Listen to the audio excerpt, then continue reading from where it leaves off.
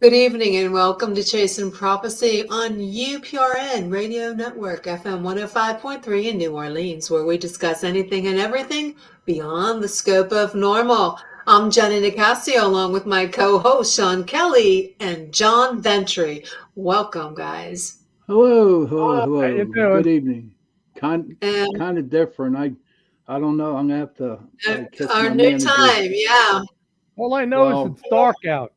It's dark Yeah, outside. well, it's dark yeah, out it's dark, everywhere, and I probably. got off of work at 6 o'clock in the evening, so it's like, Well, it's going well, to be a good night tonight. So remember to like us on Facebook, follow us on YouTube, and we're on Twitch and Rumble and TikTok. So you can follow us on all those. Make sure you subscribe to the channel.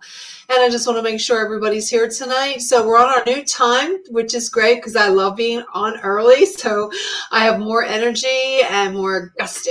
So what do you think? Think it's going to turn out, guys? Yep. ah, well, we got to work on it. No We'll glitches have to so see. far. Yeah, No, so far. yeah. Just my microphone's not working as usual, but that's okay. We'll get it straight one of these days. Boy, I tell you, it's been a crazy week. Thanksgiving week. It's Oh yeah. crazy.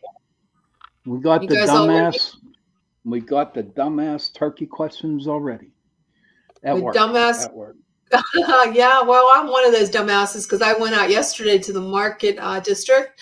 I was asking the butcher, I go, which one would I do? Do I get a frozen turkey? Do I get a fresh turkey? Or do I go to the farm? So you're the butcher, Josh Sean. What did he What do say? you recommend?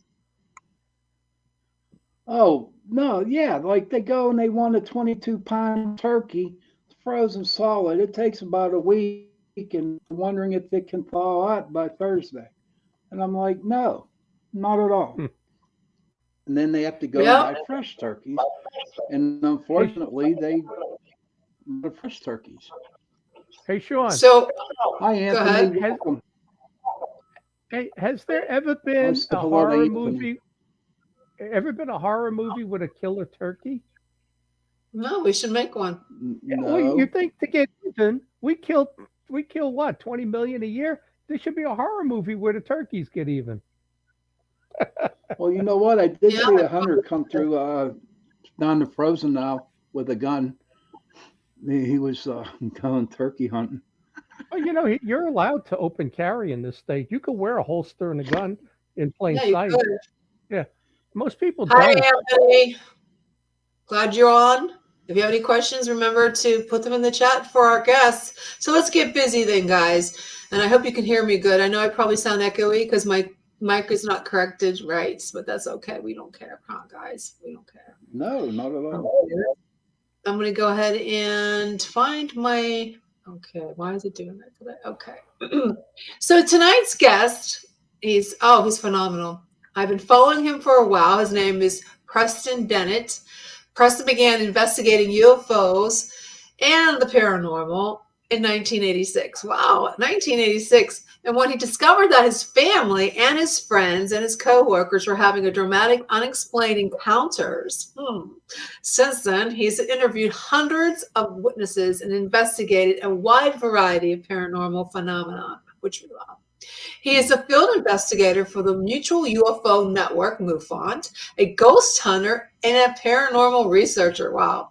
And Wow. this is what I found amazing. I went through all his books. He's the author of 30 more books and more than 100 articles on the UFOs and paranormal. And several of his books have been on Amazon, UFO bestseller. That's the list. That's great. As an author, you should understand being on the bestsellers list it's a lot of work. And his articles have appeared in numerous magazines, including Fate, Atlantis Rising, MUFON, UFO Journal, Nexus, Paranormal Magazine, UFO Magazine, oh my God, Magazine, Mystery Magazine, and UFOlogist, and others, to name a few. His writing has been translated, this is what I found fascinating too, in several different languages, including German, French, Portuguese, Russian, and I don't know how to say this one, so I'm just going to leave it out. I think Icelandic. And he's appeared on numerous radios and television programs, including Midnight in the Desert with Art Bell. That's amazing. Coast to Coast, and also the History Channel's Deep Sea UFOs and UFOs Hunters. And his research has begun presented in the LA Times, LA Daily News, the Dallas Morning News, and other magazines. Oh my God. He has taught classes on the various paranormal subjects and lectures across the United States. And he currently resides in Southern California. I can go on, and you've just done so many things. So let's bring you on, and you can go ahead and continue on the conversation with us. And if I left anything out, make sure you explain to me. Hi, Preston. Welcome. Good evening and welcome to Chasing Prophecy, Preston. Thanks, guys. It's awesome to be here. Thanks very much. Hey, Preston, did we ever meet at any conferences, at the symposium or anything? I feel like we should have, because I know who you are, but I'm not sure if we've ever met face to face. Yeah, I don't know. I'm kind of thinking a long time ago, maybe once ran into each other passing at an event, but I'm not sure that we've ever met, actually. No, it's entirely possible. I've been in this field a long time. I know you have too. So Yeah. I can't remember for sure. All right.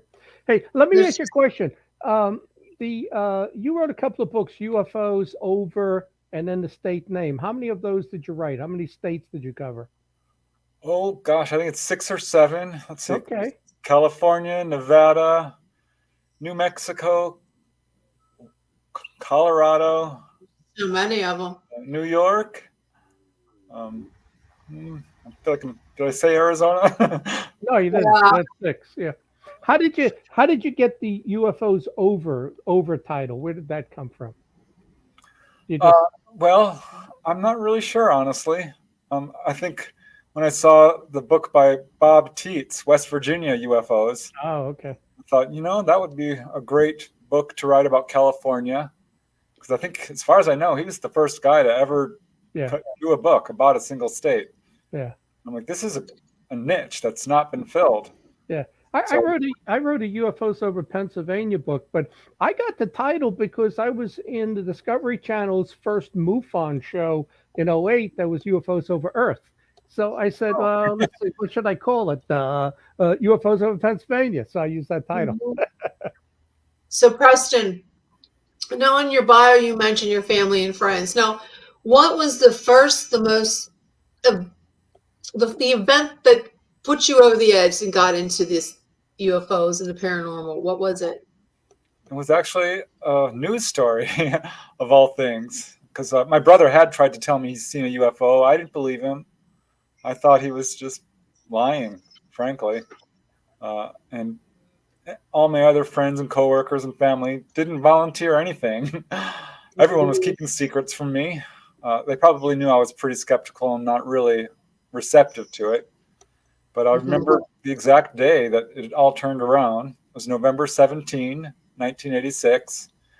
And you've probably heard of this case. I know, John, you must have, because anyone who's in this field knows about the JAL Airlines case of a sighting over Alaska with Captain Kenju Tarochi. Yep. Where that's the case that got me in this field. It was on the news. It kind of just made fun of this poor pilot. And I thought to myself, this poor pilot is deluded. He's lying.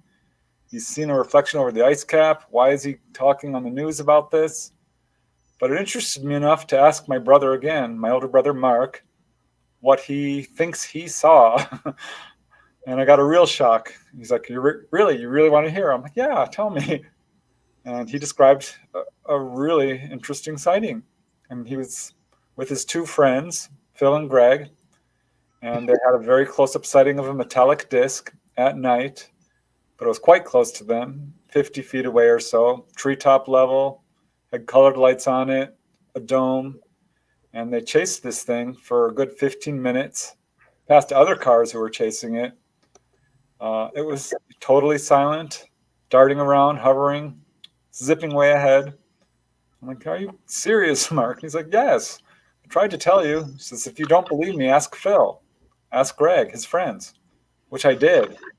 And that got the ball rolling. I found out that I had several family members who had encounters, friends and coworkers.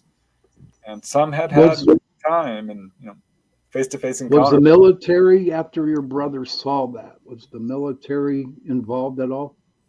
No, not at all. Hmm. Then this will be out in California.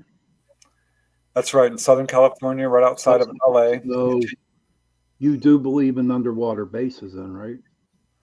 I do. I did a lot of research on USOs after receiving a bunch of reports off the coast Okay. of California, and they just started piling up to a degree like I couldn't ignore it anymore.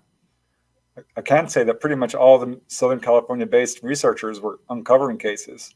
Bill Hamilton, Ann Druffel, Robert Stanley, Yvonne Smith, and they were all reporting cases. So I'm like, I've got some too. And that's when I started diving deeper, if you will. Did you see anything yourself? Have you seen a UFO? Yes, I sure have. Not growing up or anything, but after I started researching this, I was jealous. I wanted to see them because my brother had, and I knew all these people who had. And I was interviewing people.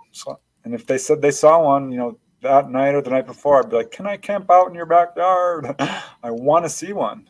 And I was really aggressive trying to see one. And I started to see anomalous lights, which wasn't good enough for me. I really wanted to see something that I could point to and say, this is not a shooting star. This is not a satellite. And I mean, I saw stuff, but it wasn't until July of 1992, actually, where I had a sighting that came down for me in a really much targeted way. And in brief, I'm driving home from my brother Mark's house and was about 3 minutes away, just heading down this tiny little side street called Golondrina in Woodland Hills. Again, this is Southern California. And I saw what I first thought was a bird swooping towards my car. Clearly wasn't. This is late at night. It was glowing and round. And my second thought was, well, firecracker. But no, it wasn't that, because it was coming down in this arc, in a sort of scooping arc towards my car, a parabola. And it was a little ball of light about the size of a golf ball, a little bigger, but bright yellow white, very solid looking, and came right in front of my windshield and stopped. Wow. Yeah, that was very much, I'm thinking, is this a reflection? I'm looking at it, I'm like, no, it's not. Moved back and forth 2 or 3 times, stopped again, it's looking at me. That's the feeling I got. It was over the hood of my car, so very close. And it scooped down, swung down, almost brushed the pavement, and went straight up. And I forgot about it. I completely forgot about it for a couple of months. And then just one day it came back into my head, and reflecting on it, I think I may have had missing time. I cannot say for sure. But that was a big year for me. Following that, I had like 4 or 5 sightings that year. That's interesting. That I was going to say that you forgot about it. I said, how can you forget about that? But then you said missing time. There are people who surmise that if you've seen a UFO, you've already been taken. I don't know if you ever heard that. That's a theory that people have. Is that actually this is when you see it, it's afterwards.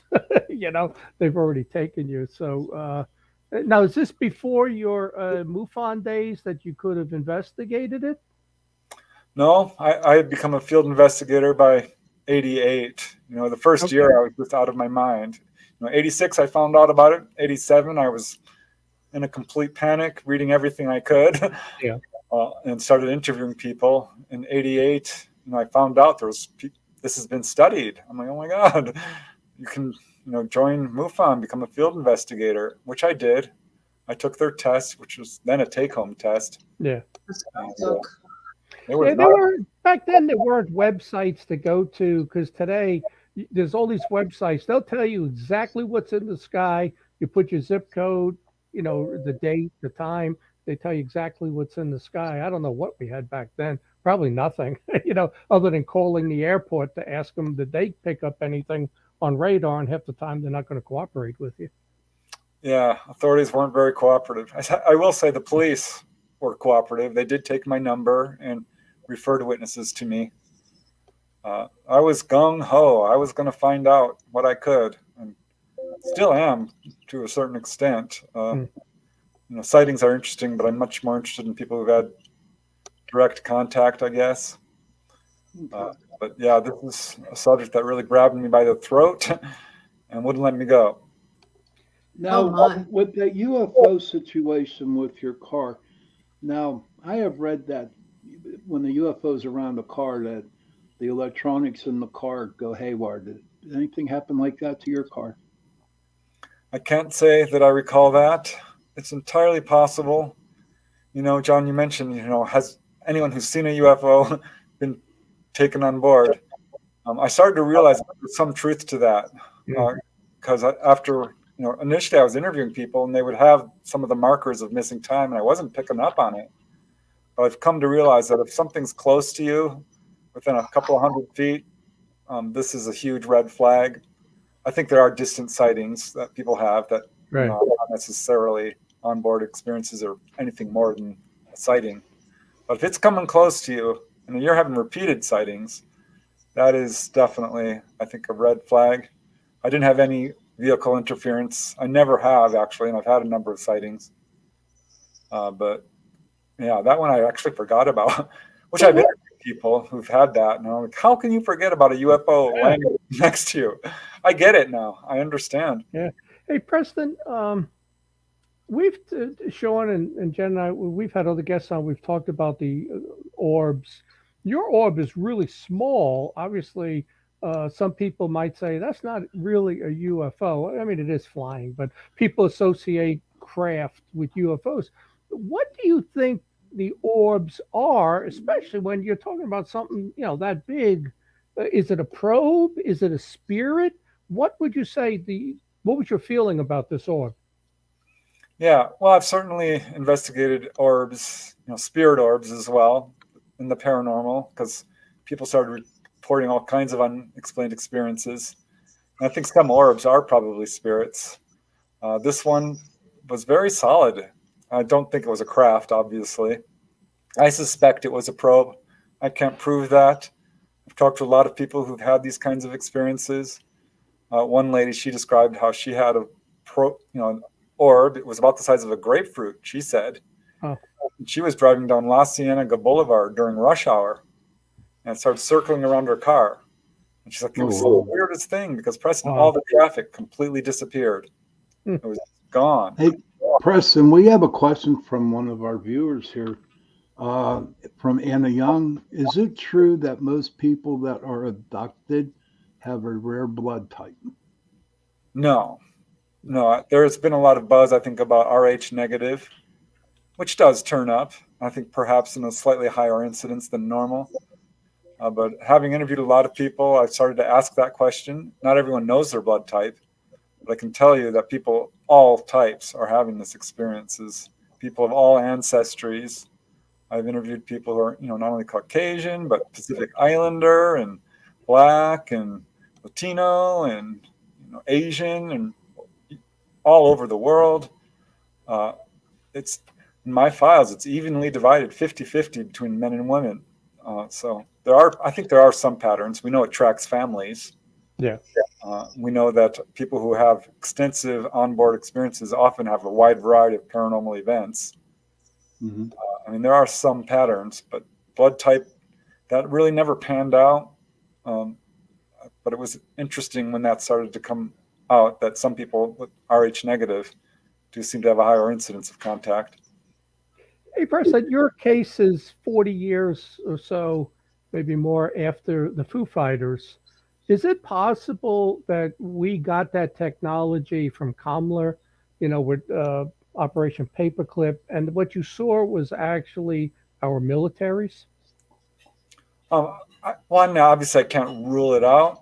I don't think so, because I was pretty much a small fry back then. I'd written a few articles. My first book didn't come out until 10 years of being in this field. And I had written some articles for various UFO magazines and the MUFON Journal.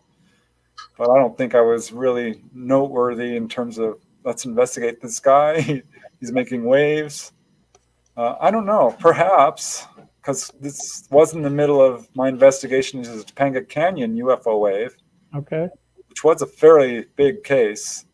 And I did, in fact, receive a call from some guy who I honestly don't remember his name, but he claimed to be a colonel with a top secret clearance, did satellite mapping in Vietnam, I think, and kind of in a subtle way threatened me. Yeah. Saying, are you the guy who's doing UFO research? And I'm like, yeah. And he says, you know how dangerous that is for you? I'm like, what do you mean? He says, it's not what you think it is. I'm like, well, what is it? he says, you're barking up the wrong tree. I'm like, okay, what do you mean? He was kind of giving me the runaround. And finally, he just said, there's no pay dirt in it. You're not going to get anything out of this.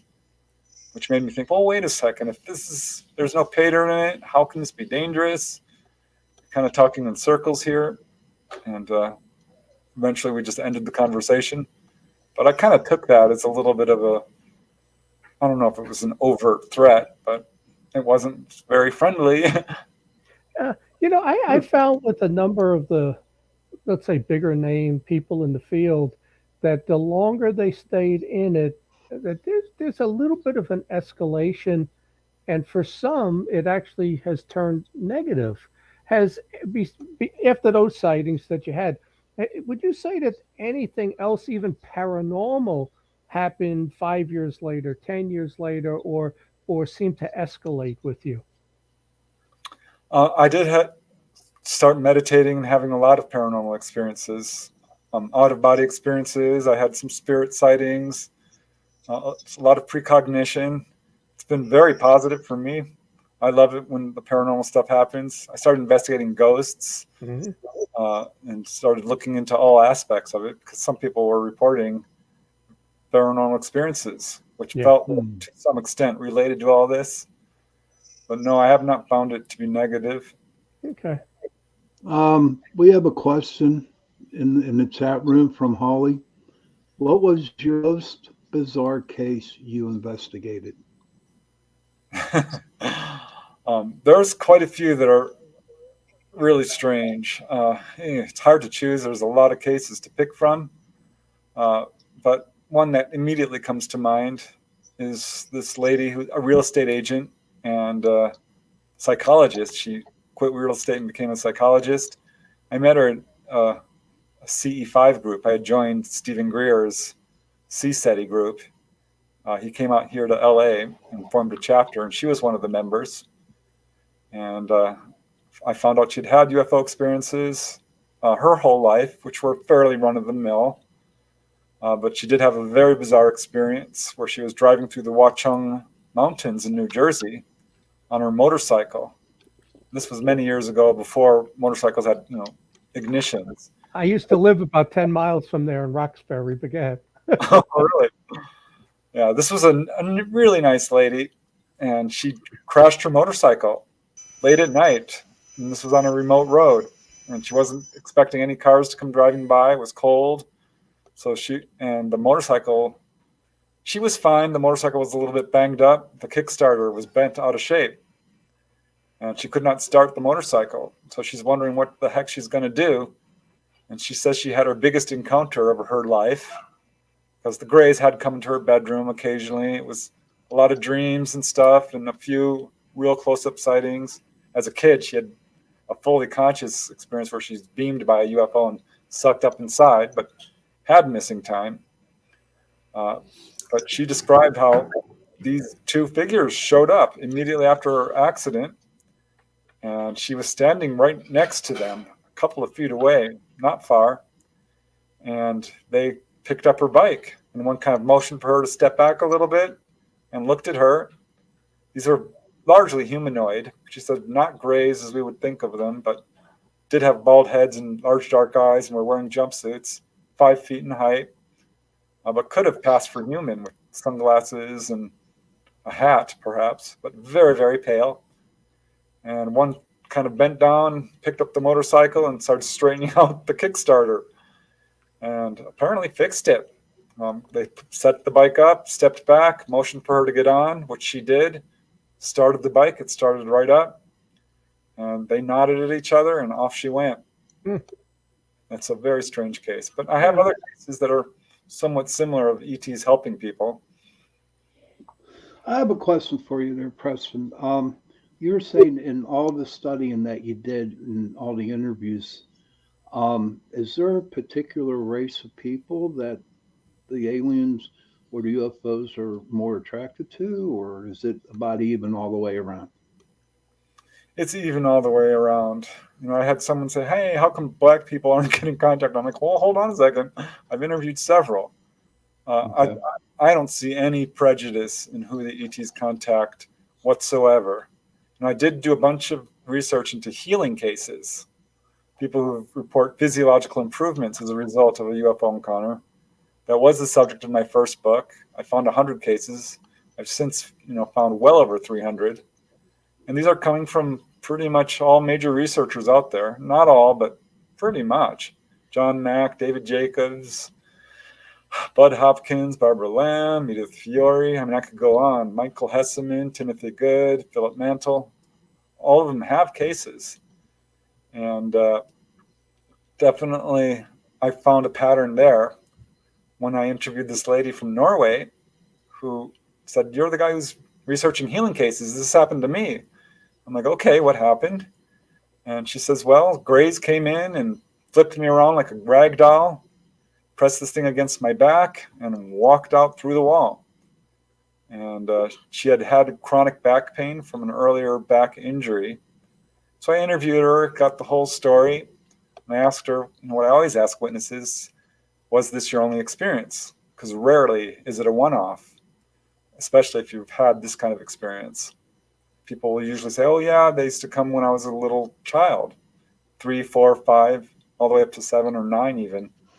And she said, "No, I have nothing like that." I'm like, "No sightings?" She says, "No, well, one distant sighting, but she was in a crowd of people.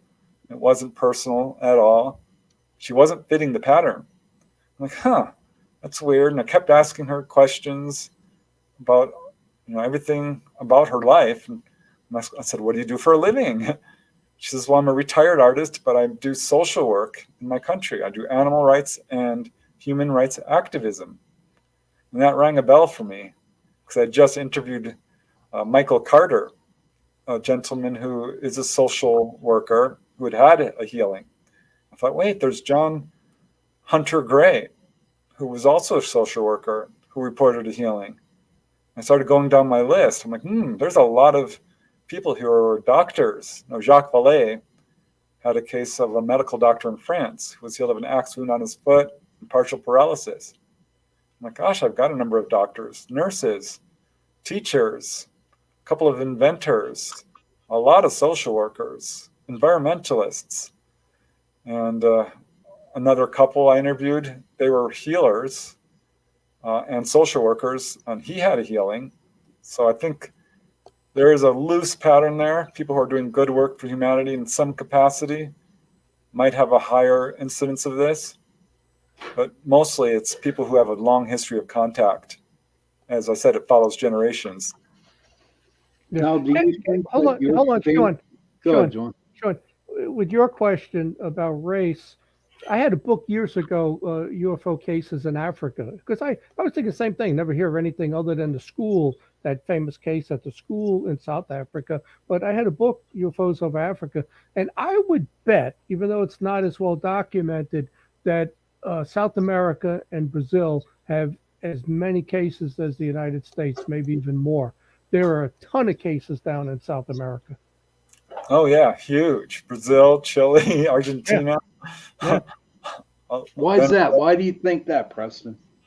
They're everywhere. When I was documenting the healing cases, United States led the number, but I think Russia was right after it, then Canada, then England.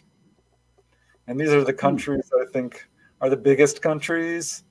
The U.S. has really had the forefront of UFO research to a large extent, just because we're so interested in it. We had the Betty and Barney Hill case that broke this wide open, but we know it's everywhere. name a country, I bet you dollars to donuts you can pull out a long history of sightings. I'll name one. I'll name one. I'll name one. This is like a gotcha question. Joe Jordan. You know who Joe Jordan is, right? He was the MUFON director for South Korea. He just moved back to Florida. He wrote Unholy Communion. He told me that in South Korea, they've never heard of a gray. And he's asked about alien abductions, and they looked at, what are you talking about? It's like almost not, I won't say it's non-existent, but he attributes it to that, like students, they schoolwork and after work, they spend 12 hours a day on schoolwork, at least 6 days a week, and they're very results oriented to get ahead. And he thinks that they don't have time for this. But South Korea would be an interesting take a look at. I don't know that they don't have any cases, but Joe Jordan said it's almost the abduction thing in the Grays is like non-existent there. Oh wow! Challenge accepted. I mean, something to take a look at. I've never looked at it. I'm just going by what he said. You know. Yeah, I can't say I have a case from South Korea. Yeah. And I can tell you, I am contacted by people from, all over the world. Yeah. Any of your cases near water? Because about a third or so or more of cases are around bodies of water, and you got to. And I've got a follow-up question to that. But any of yours, would you say, were around water that make you think they're USOs? Oh, sure. I mean, the populations of our planet are clustered around water. I think for a reason. We have a lot of people living along the coast. If you look at maps, you'll see that. So I think that's a good point, because I think, what did I read? 70% or somewhere around there of all people around the world are around water, whether it's coastal areas or lakes and rivers, because it's always been the way to transport and fish and everything else, So maybe that's a bad question. But let me ask you this, and I'm probably jumping way ahead. Lou Elizondo, are you familiar with him? Yeah. Well, I've never met him, but I know. Yeah, I've never met him either. But he made an interesting statement 2 months ago in September. I don't know if you read it, but it was in like the New York Times or Washington Post, one of those. His comment was he wants to blow up the UFO field.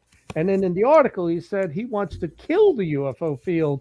And, and he doesn't want UFO organizations and individuals like you and me now, since I'm retired from MUFON, investigating this. He thinks it should all come from a government agency. And the Navy said the same thing at those congressional hearings. They actually think people should be prosecuted who post stuff on Facebook and kind of exaggerate, what happened. What are your thoughts on his statement like that the government should control the narrative? I don't agree, obviously. I don't trust our governments one iota with this. I agree with you.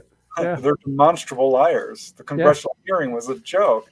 Yeah. They were asked flat out, Daley and Moultrie, have we ever shot at a UFO? And they both go, no. Yeah. Well, that's demonstrably untrue. Yeah. We know that. They were asked about Malmstrom. What, Malmstrom? No. What? We've never heard of it. The Preston, how do you know it's not true? Like, do they have proof that they shot at a UFO? Yes. Where's the proof at? I've never known that they actually shot at one. Besides, I don't know if when they went the UFOs over Washington, D.C. back in the 50s, was it the 50s? Yeah, but they didn't shoot. Yeah, not in those, because when we launched out of Delaware, the UFOs turned around and left.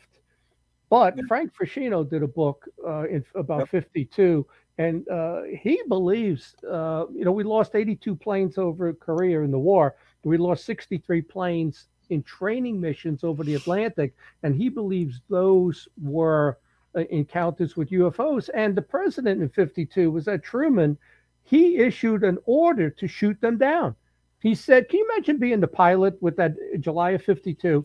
You go up, they leave, you go back, they come back, you go up, they leave. And Truman says, if you can't talk them down, shoot them down. Now, if I was a pilot, I would say, well, like, what if they don't speak English? What if Well, they do don't they ever understand talk me? to them? I mean, does it? Yeah, I mean, nobody's communicated with them. But So this no is- one's ever communicated, but they shot them. They shot at them, but they have never well, they didn't communicated shoot in them. 52, but that's a standing order right now. Shoot them down. Not That was even the to talk title. to them. That Just was to the title of Frashino's book. Shoot them down. Yeah, I would point to his research, but the Battle of LA is a Yeah, demonstrable yeah. There you go. The first case, in my 1942. opinion, Yeah, that was the first UFO case. we shot 1,400 rounds of ammunition. Yep. There's a photograph with searchlights trained on this object with the munitions exploding.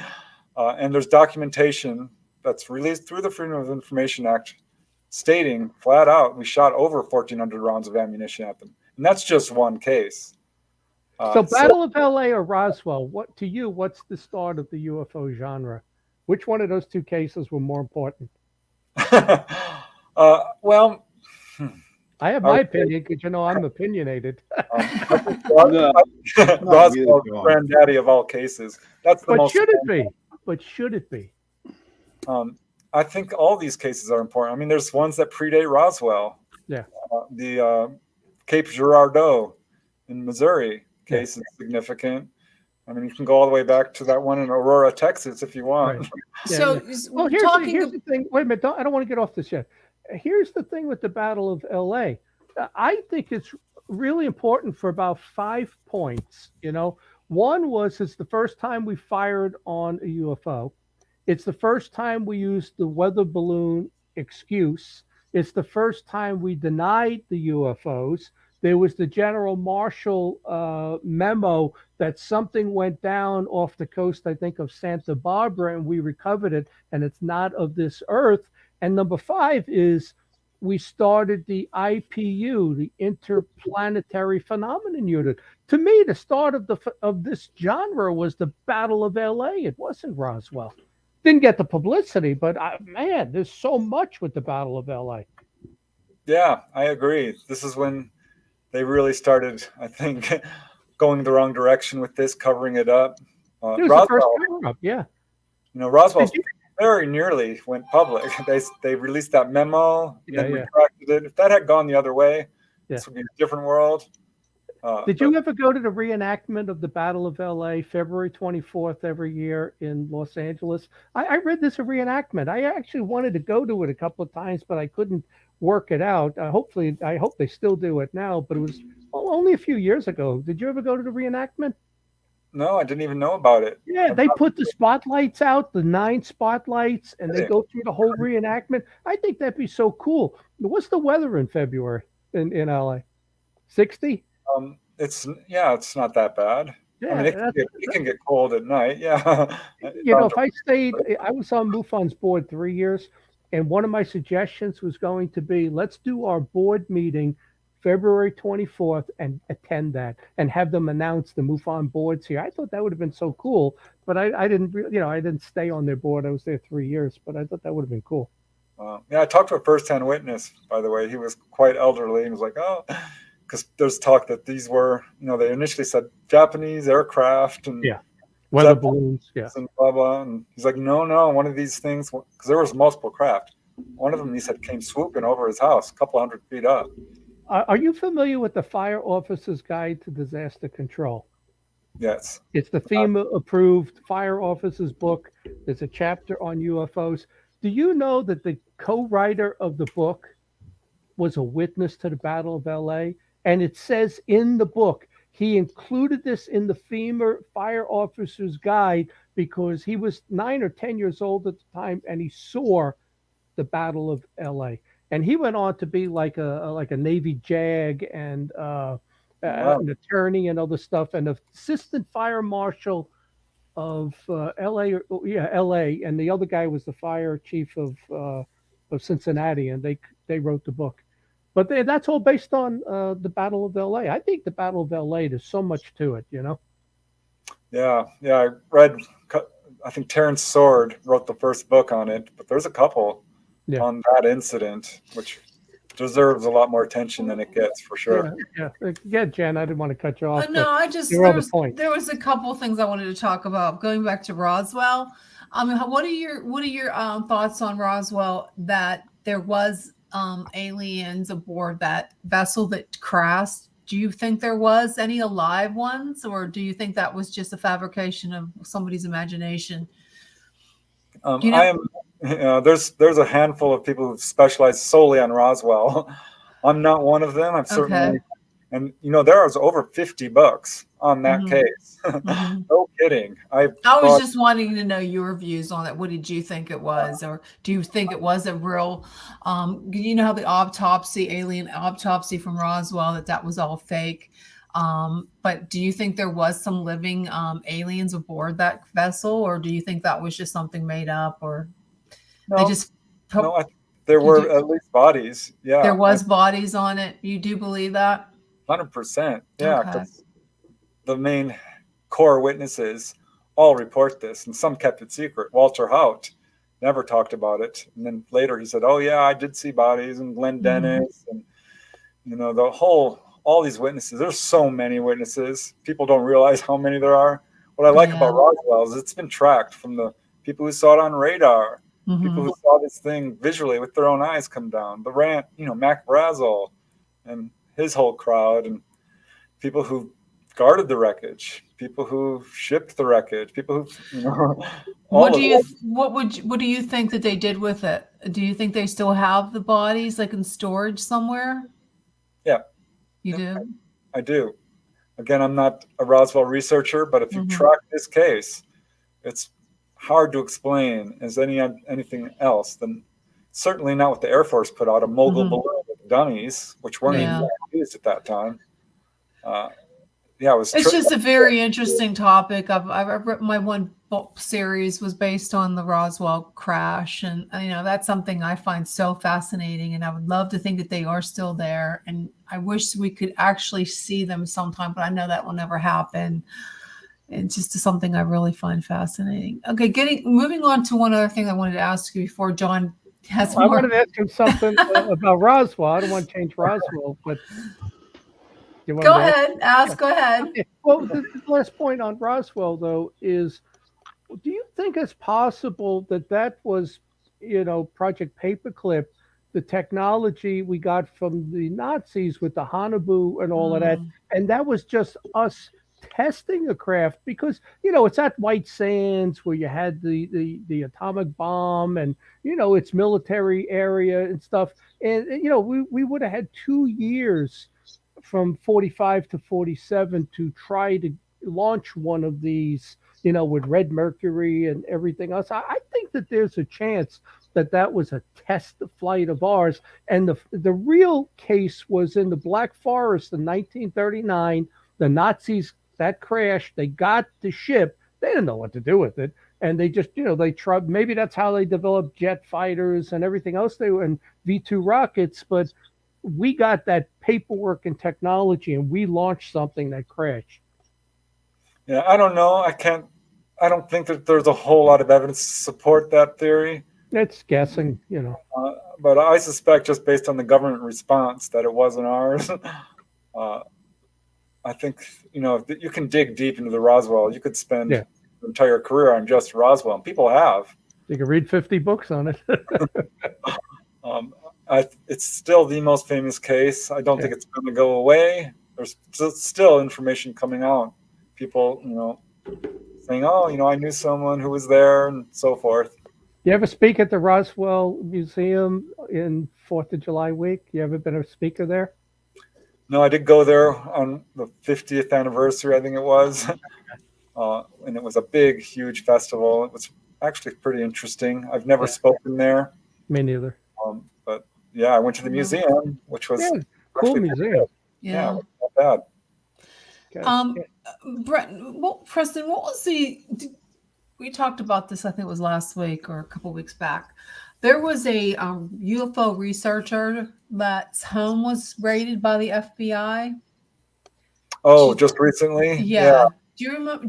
What do you think about that? Why do you think they were doing that raid on his home? What do you think that he has that they wanted?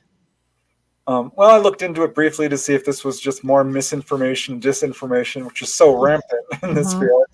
But no, he's a legit researcher, as near as I could tell. And I'm not sure what they were after or what he found out. But It's kind of crazy why they did that. I mean, he must have something that they wanted. But the fact he's got an Area 51 site and he's looking at Area 51, which is top secret, and maybe he just violated some protocols there, and that was the reason. I really didn't read anything on it, but Why would they raid the house though for that? They could have just who knows? came knocking God on the knows door. on that. yeah, Preston, I have a question for you. Wait a minute, real why did quick. they raid Mar-a-Lago? They could have knocked on the door. Go ahead. No, only you, John. You're lucky I like you. Preston, my question to you is, and I ask all our UFO guests that come on, why do you think the government is hiding all this? I can only speculate what's going on in the minds of these guys who are behind the cover-up, which I think is, the top brass in our military, Air Force, Navy, certainly the intelligence agencies, the military-industrial complex. I think there's a lot of reasons. One is this is a policy they adopted early on and have just kept up with it, sort of painted themselves into a corner. This is how they've handled it from the beginning. Second, I think it comes down to money and power and control. I think our governments have never been very forthcoming or truthful on a wide variety of subjects. So when it comes to the UFO field, the cover-up is not speculation.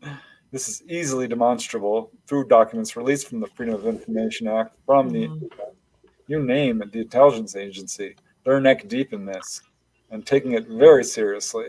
I think, ultimately it comes down to money and power and control. If we have this technology, well, the oil industry certainly wouldn't want it released. If we have healing, the pharmaceutical industry will not want it released. Insurance companies, the banking industry. I think there's a lot of people behind this cover-up, a lot of reasons for it. And you wrote a couple books on UFO healing. Okay. What can you, like, going back to the pharmaceutical? Okay. So why have you written those two books on? What do you think your views are? Do you think that the alien people or they have healing powers, or do you think that their technology does? I mean, because I wrote, my book was about an alien who could heal. So what do you think about that? What can you tell me, since you wrote two books about it? Or did you write more than that? Let me see. I'm looking at your list. I wrote one called UFO Healings, then re-released it. Okay. Power of UFOs, because this was a subject that wasn't getting any attention. The media is very fear-based and loves a lurid, scary account. And I'm like, wow, because one of my first cases involved a lady who was healed of a cyst, medically verified. And I thought, there's that case from Dr. Jacques Vallée, or rather about a medical doctor in France. And I know of a case from Ralph and Judy Bloom about a Peruvian customs official who was cured of rheumatism and nearsightedness. And now, do they claim that the alien did it, or something from watching the sighting of the UFO? What did they were struck by a beam of light from a UFO. They were struck by a beam of light. Okay. There are cases where people have, been taken on board and feel like they were psychically healed through mental powers from the ET itself. But most of the cases, I would say, involve what are handheld instruments using light, or pills turn up in some cases, solve potions. I mean, there's a whole list of how they heal, but it does often seem to involve light. But there are a lot of cases. I don't think people realize how many there are. Do you think that the pharmaceutical companies have hold of this now, this technology, and that's how they get their medication that they have now? Or do you think that's just something that we haven't explored yet? I don't have direct evidence of that. I will say there are a very few whistleblowers who've come out who are allegedly involved in crash retrieval incidents who say that, yes, healing technology has been pulled from downed craft, which has the ability to stitch up wounds, or one was to locate tumors. Well, do you don't think there's nothing right now that we know of? This is something that they're keeping hidden from us? It's entirely possible. I mean, if you believe the testimony of Colonel Philip Corso, he said something along the lines that, lots of technology, integrated circuit, Kevlar, fiber optics, lasers, night vision goggles. Well, that's It's found amazing. from Roswell. Bill Burns is going to be speaking at our Pitt and Philly conference next year, talking about the day after Roswell because he co-wrote it with Corso. Yeah, and people have tried to debunk Corso unsuccessfully, I think. And he's certainly not the only one who's saying this sort of thing. So I suspect there's some truth to it. But yeah, I couldn't say for sure whether our medical technology is necessarily taken directly. But I think a lot of it probably. I mean, that's what the reports are leaning towards. Do you think we've already been to the stars? Is there a secret space program from the 80s? We know Trump didn't create it in 2017, but is there a secret space force, like Gary McKinnon said, and it's been around since the 80s? Maybe it's the Phoenix Lights and Hudson Valley, and those are really ours. Do you think we've already been to the stars, or at least the solar system, the planets? I don't have any direct evidence or firsthand reporting of that. I do think we've probably reverse engineered some of this stuff. I did talk to a guy who wanted to do his part for disclosure, and he was on his deathbed in the hospital when he contacted me. He was, long story short, a subcontractor for the military and worked at Edwards Air Force Base. When he said that, I'm like, ooh, alarm bells, because if you know Edwards, you know that they're neck deep with UFOs. Mm-hmm. But he said he saw something in a hangar that looked like a UFO, and his employer would not say a word about it until he finally convinced him to talk when this employer needed another job from him. Wow. And basically, his employer said that was not a UFO, that was reverse engineered using technology gained from downed craft, using the concept of counter-rotating magnets to create a magnetic field that would propel the craft in the direction desired. But, there's Project Serpo, that book. There's a lot of rumors about, what do they call it, 20 and back or super secret soldiers on Mars, which I don't find credible. Mars has no magnetic field. You couldn't live on Mars if you wanted to. The best stories are when they're from Venus, well, which is impossible. Exactly. Preston, what is your view on what's his name? Thor. Come on, Valiant Thor. Valiant Thor. Valiant Thor. We've talked about that a number of times. So what is your opinion of him? Good old Valiant Thor. I will say I met Frank Stranges, who was kind of the originator of that story. Oh, you did meet him. I did. He wrote Strange. So tell us, what did you think about him? And what are your views on him? He was a nice guy. I mean, he seemed very sincere and kind. I came into this field as a pretty young man, and there's politics in every field. And, I wasn't like super welcomed with open arms into this field by a lot of the people who were already in it. But he was very kind to me. But having read his story and the whole story of Valiant Thor, it doesn't fit the pattern that I see in contactee cases. So you think it was fiction too? Because when you talk about alien underground civilization in Venus, it's just kind of not credible. Like it sounds like something out of a movie, like a 60s movie, 50s movie. Yeah. I mean, it's entirely possible he had contact, but the Valiant Thor story raises too many questions for me to take it completely seriously. What about Ashdar Command? Isn't that on the same frequency as this guy? Yeah, I'm not sure what to think of that either. Me neither. Me neither. I don't know. It just seems like aliens in blue suits or one in a dark suit that looks like a Men in Black guy, kind of. It just seems like it's too far-fetched for me. Well, there's a lot of muddying of the waters. There's a lot of disinformation. But the fact is, this is a real phenomenon. The evidence is there for those who are willing to look for it. It's not just grays. There are human-looking Yeah, that's what I believe, that there's some that looks just like you and me. Like you would never know that 100%. they weren't. You know, those Absolutely. stories are why Lou Elizondo says that the public and stuff shouldn't be making this stuff up and putting it on social media because there is Mhm. a lot of exaggeration. So on one hand, you know, he wants a, but you can't trust the government. But that's one of the reasons. But you know, the coolest thing about Val Thor, because I always look for something that stands out in a story, was he had no fingerprints, and Yeah, I thought that was he said neat. humans were given fingerprints so we can track them for abductions and stuff, you know, to make contact so we knew who they were. That they gave humans fingerprints, and Valthor didn't have any fingerprints. You know, you look for I like creativity, and that was the point that got me with that story. Paulie has another question for you, Preston. She goes, "What's Preston's opinion on the Men in Black?" I think there's validity to these stories. They're often conflated with government agents. And then there's the so-called Men in Black, which apparently aren't government agents. Hmm. So we might be talking about two things here. Yeah, some think they're aliens, and some the Men in Black are government, Well, like and FBI agents. there's a third thing where they're very paranormal. So there's really three different types that show up. Yeah, I don't have many cases, really none of the classic Men in Black. So it's hard for me to speak to them, but You know what we got to do? We got to the next time we get a case and you go out with another investigator, just dress up in black and with a fedora and a black jacket. We'll start the whole thing over again. So, Preston, how long do you have with us tonight? How long are you plan on being on the show tonight? Like, oh, are you you're staying on? asking Are you me? It's staying up on to for the you. full 2 hours, or because 3 there's hours, so much? 4 There's hours? 2 hours. We have so much.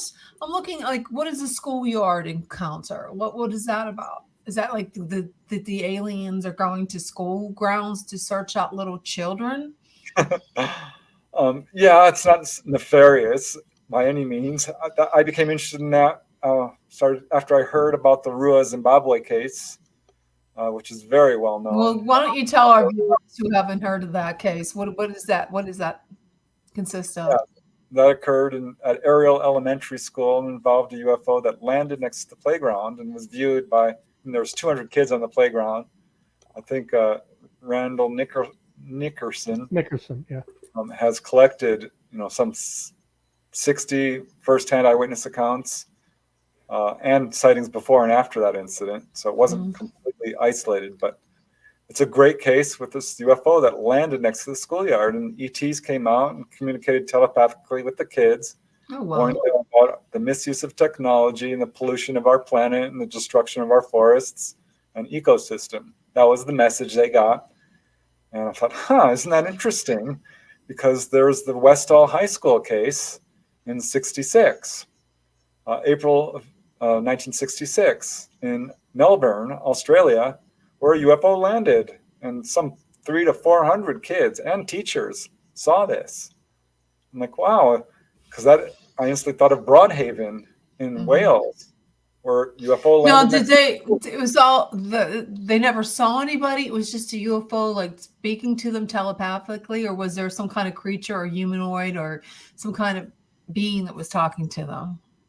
In the Rua Zimbabwe case, yes. Yeah. Okay, now let me stop you right now. Now, if you were a Catholic, you would think, well, wait a minute, didn't the Christians, Catholics believe in the Virgin Mary, the mother of Jesus, spoke to telepathically to children all around the world. I mean, we have Fatima, we have Medjugorje, we have Mexico, we have other places that these children think that they're being communicated. Is it possible that maybe there's some kind of connection between the two? I don't draw a parallel there, really. No, I mean, because they saw a woman. I don't know what these children saw, and they didn't actually talk. It was all basically telepathically. It's just kind of strange how if you correlate the two. What they saw in Zimbabwe were not very human. There were sketches made, and So they made sketches of creatures, then it Yeah. wasn't like a humanoid. it was more that what I remember was more like the Greys with the big eyes, but the sketches were made separately so the kids couldn't compare. And But don't you think the kids have been so? If I saw that, I would have been horrified and terror. I would have took off running. I wouldn't sit there and listen to them. Would you? The kids who have no programming. They don't put forth cultural interpretations of it. How old were these children? Were they like 3rd and 4th grade, or were they small, like preschool children? They weren't preschoolers. This was primary school, elementary. Do you- 8, No, 9, do you 10 really years old. think Yeah. an 8 or 9-year-old see something that didn't look human? Wouldn't you be scared of it? Not in today's world. No, I would if I saw one, especially if they're not clothed, they're like creatures. They're like nude, gray people. I would have been terrified. I would have been terrified. I would have ran. No, we're not. They did not feel fear. Kids are Do very you think that open- they did something to them so they wouldn't feel fear? Like they did something, like they, put them into some kind of a trance or something like They that? could have used telepathy to make them think, that what they kids saw and what was actually standing there could have been two different things. And they could have used telepathy to tell the kids, I'm here to help you. Don't be afraid. And then the kids wouldn't, they couldn't think through something like that. What's really interesting about these schoolyard cases is they are so young. I collected 100 of them. That's so scary. No, it's not. It's actually really cool. This is Are they abducting these kids, Preston, or just showing up? Yeah, they're just showing up. Well, just showing up for the most part. And they're just telling them about peace and stuff like that.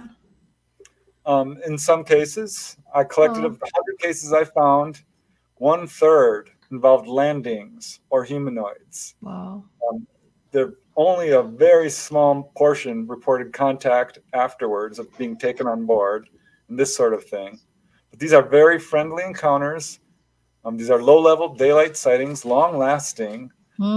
Very widely viewed. There's almost nothing out there like this. I did write a book on drive-in movie theater encounters, which is somewhat yes, that's a thing too, which slid right on the radar. They would come to movie theaters. 100%. I'm telling you, but during the movie. I mean, are they stopping the movie at the intermission? Are they part of the movie? This is a very interesting topic. Yeah, it is.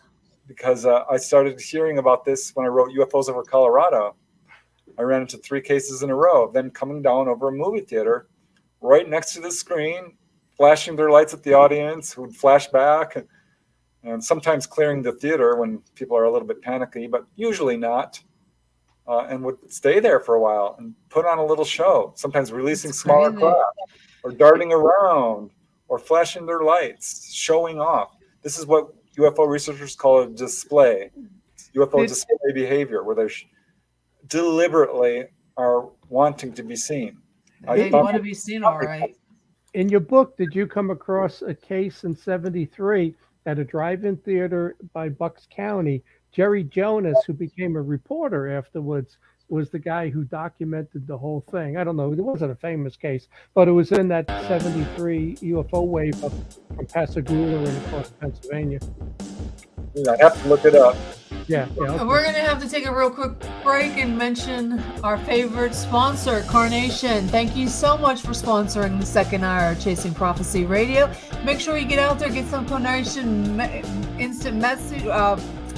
Breakfast essentials, or milk, make pumpkin pie with the Carnation evaporated milk. Thanks again, Carnation, for sponsoring this second hour of Chasing Prophecy. If you have any questions for Preston, please put them in the chat. Okay, thanks. Sorry for the interruption, but we have to do our sponsor. We love Carnation. Yeah. This is just an amazing topic. And when I was also looking at your books, you've also done one on, which I find really cool too, the onboard encounters. Now, these are people who actually were taken and put on some kind of a ship. And there's tons and tons of research on this subject. And what do you think is one of your fascinating encounters on the board? Oh gosh, there's so many to choose from. I think this is a lot more common than people realize. One of the more interesting cases, I think, was this gentleman from England, who I call Gary. He does not want his real name used. He Understandable. Yeah, he's been taken on board many times, and he describes some of the procedures that are I don't hear a whole lot. One was being immersed in liquid, a breathable liquid, Hmm. which is reported not a whole lot, but fairly consistently. Oh my God, that's something out of a horror movie You see itself. that in movies, Yeah, you see that in when movies. a lot of the cases, like the fictional ones on television, always say that they're horrified. And then I read some other research, articles saying that they weren't horrifying experiences. They were calm. They did something to them to relax them. Now, what are your views on that? This is not bad news. This is a good experience overall. It can initially start out traumatizing for contactees when they're pulled on board and being physically examined. That's the scariest part I hear. I have zero accounts really of what I would call sadistic behavior or torture or ETs deliberately wanting to hurt or scare people. It's just not there. And what happens follows a fairly set pattern. Person's physically examined. At this point, they're often told, "Don't be afraid. No harm will come to you." That is the number one message. And people do have a lot of fear at this point. And those who do are often unable to move, rendered unable to move, and have missing time. But those who don't, and this can happen after your third or fourth onboard encounter, they start to come around. But some initially are like just fine. And what usually will happen is you will get a tour of the craft. And I know how this must sound to a skeptic, but I'm telling you, this is what happens when people are taken on board. They're taken down to the engine room. And the ET said, "This is how we power our craft." It's usually along the lines of electromagnetism or magnetics or harnessing the gravitational field lines of our planet. They're taken up to what I would call the observation deck, and the walls may become transparent or a portion, and they will point down to Earth, say, "There's your planet," or "There's the moon." A number of people have been taken to the moon or Saturn. I've got several cases of So that. how are they taking them through? Like, is it like telepathically, or are they actually taking them? Is it their physical? They're transporting them. Yeah, they're not in their rooms, and people are looking for them. Their families are calling the police. They're So searching. are they going on the ship when they go to the moon, or are they just floating through air? Nope, they're on a ship. They're taken to the control room. This is not uncommon. They will set you down in the pilot seat and actually teach you how to fly this. Grant Cameron just put out a book. I'm citing a dozen cases. I have a book that I published this year called Symmetry, A True UFO Adventure, which is about a nurse and former Department of Defense employee who had that experience. She's a fully conscious contactee. This is a benevolent experience. It's misrepresented in the media. It's not true that this is bad. Answering Anna Young's comment, yes, I do watch a lot of alien movies. I am a fiction writer. I do that. But I am, what would you call, someone who's asking the questions of someone who doesn't do that. That's why I'm doing that. So just want to let you know, Anna. So I'm not, what do you want to call it? Illiterate when in the UFO. I was a MUFON field investigator at one point. I just find like, so I'm trying to figure out, to me, like Travis Walton case. Now, in his book, he says it was totally unlike the movie. That if you watch the movie, it was horrifying. But he said it wasn't like that. Am I correct, John? Isn't that what he said? But his opinion changed over time. The first 30 years, 35 years, this was a traumatic case for him that actually caused him a lot of other issues. So he changed his appearance over time. Do you find that true, Preston? He later thought it was an ambulance call and not a horrible abduction, but for about 35 years he did think it was. Yeah, that's what I was. I was at that big UFO conference for a week in Nevada. I can't think of the name of it. The one, it's south of Vegas. and I was a speaker there with Travis in 2012. We sat and discussed it, and I said to him, "Do you think when you reached up to it, you got a static discharge that knocked you over?" And he goes, "John, I'm thinking that they revived me. I used to think they hurt me, but I don't think that's what it is." So he changed his Yeah, he opinion on changed that. his opinion on it, you know? This is the pattern I see. Like I said, it can start out traumatic, and I get that.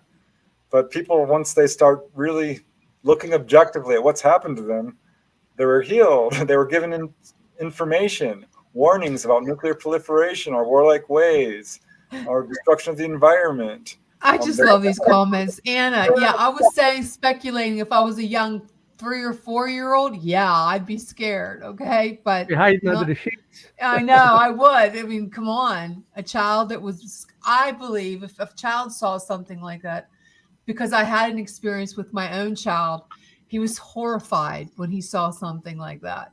You, Jen, you did? My son did. My little, okay. yeah, Wow. when he was 7 years old, six Oh. years old. He was little, 6 years old. We just moved to a home in the, like, there was not too many, it was more like farmland. There wasn't other houses around, and he was in bed at one time. He saw a light come through his window. He said it was not like your normal light. Something was trying to take him, and he was terrorized for years and years and years. So from my own experiences with my own child, I know little kids, if they saw something that they didn't know that was safe, like, you know, they would be scared unless they're using some kind of mind control to make these children not scared. And I can see that happening. Holly has something to say. Holly has something. She wrote, one time I was dreaming that aliens were taking blood from me. And when I believe it. And when I woke up, there was a puncture wound on the inside of my elbow. Don't know if it was real or just a dream. That possibly, Preston, what do you think? Do you think that's something that could happen? True. Well, there are medical procedures. It's usually healing based.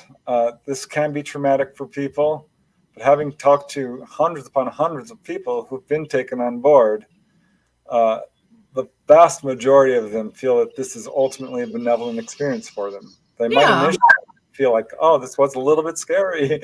I had nightmares, I had PTSD, I had to sleep with the light on. But doesn't that sound like the shadow people that a lot of people say about something like they always, when I know I've seen shadow people all my life, especially when I was going through my adolescent years, of a figure that looks sort of like a gray standing above my bed, foot of my bed.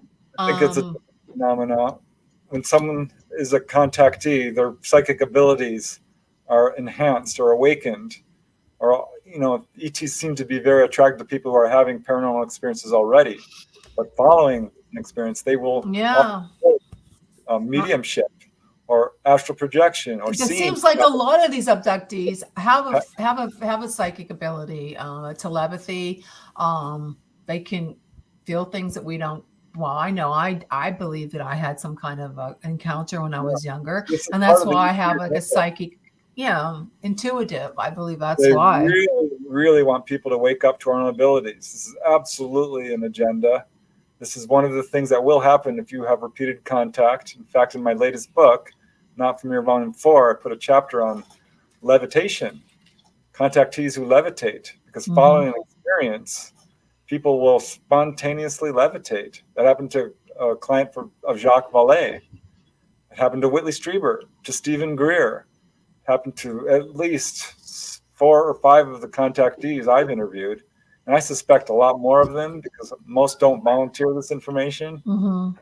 Let's play devil's advocate a little bit. Whitley Strieber's encounters were negative. Dr. David Jacobs, all his research and books are very, very negative about a hybrid program and that they've already infiltrated high levels of government and corporations. You know, Linda Napolitano, there's so many cases out there. Betty Andresian, Carla Turner, a lot of I mean, I don't know if it's weird that West Coast people have positive encounters and East Coast people don't. Like it's our personality, but there are tons of negative. Well, there's probably different. different races of alien, right? I mean, Right. there's different, and there's our malevolent ones, and there's nice ones Well, probably, what do and you think there's about David Jacobs' research? If you've read I his think it's stuff. fear based.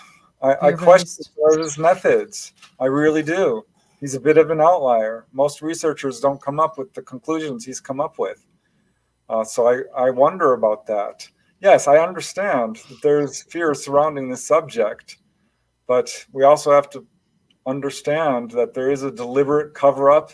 There is an alien threat narrative being put forth. There are my labs, military abductions.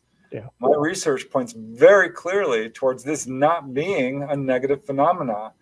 And Betty Andreasen's cases were largely positive. She did not feel this was a negative experience at all. Whitley I Strieber would I talked to would him. argue I would argue that Betty Andreessen had a demonic encounter. I've done a lot of research into her case, and I believe that she had a demonic encounter is what she had. Same thing with Carla Turner, what she Mhm. describes, what Betty Andreessen describes. To me, those were demonic encounters. My encounters my whole life as I got older and I got more involved with MUFON and got on TV, mine turned more and more negative, to the point that I view them.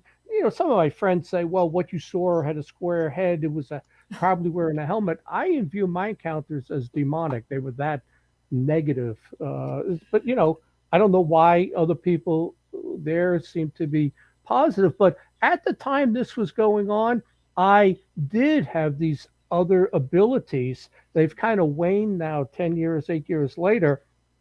I knew things before they happened. I knew we were going to get in a car accident with my grandson right after his baptism. It was so prevalent in my head to let's not drive. And the day my grandson was born, I had a dream telling me he was born. I had I no did idea my that daughter too. was in the hospital. That But doesn't sound negative to me. well, I'm just Betty well, Andreasen thought they were angelic. Her main contact, Quasga, and I'll direct quote him, said, "Love is the answer for humankind." who are you referring to? Who? Quasga, Betty Andreasen's Oh, main Betty gray. Andreessen. Yeah. I Yeah. studied Well, demonic Betty phenomena, and this is a different phenomena. It's not demonic. Betty was under the impression she made contact with Jesus or angels. I kind of remember her book turning a little bit that this was not, weren't I might be getting cases mixed up. They were growing the eyes like plants for the grays, and you have all of the smell of sulfur and the Hmm. scratching sounds. And both her and I believe Carla Turner were shown like hieroglyphics, symbols, and told to repeat stuff that she didn't know what she was saying. And the interesting thing with Betty Andreessen is when it's all said and done, she became more very much in the paranormal field with her and her daughter started a group called Paranormal Girls. And unfortunately, her daughter passed away a couple of years ago. It seemed to me that for somebody that was a devout Catholic, that she really moved over to the other side.